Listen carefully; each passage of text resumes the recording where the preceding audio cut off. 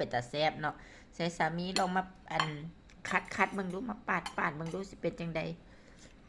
สิเป็นสีชมพูบ่นี่เอ้ยใส่เบิ่งดูอุ้ยสีชมพูอ่องตองเลยสมเจ้าเอ้ยสเต็กเป็ดเป็นตาแซ่บเนาะตา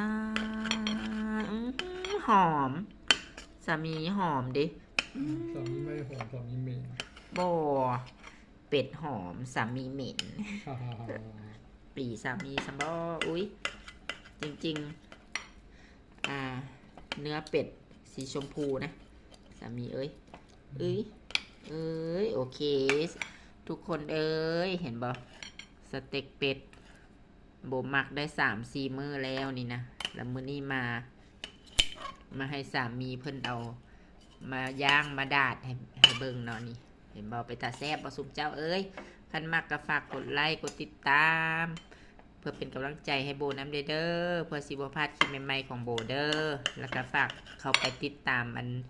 อีโบชาแนลในช่อง YouTube หรือว่า Facebook ก็มีเด้อพิมพ์เข้าไปเลยอีโบฮ่องกงหรืออีโบชาแนลจังซี่ก็มันขึ้นได้เลยเนาะทางบ่ว่าจะเป็นทาง Facebook แล้วก็ YouTube เนาะแห่งปาดแห่งเป็นตาแซ่บเนาะสมเจ้าเอ้ยแห่งปาดแห่งเป็นตาแซ่บเนาะสามีเนาะโอเคบ๊ายบาย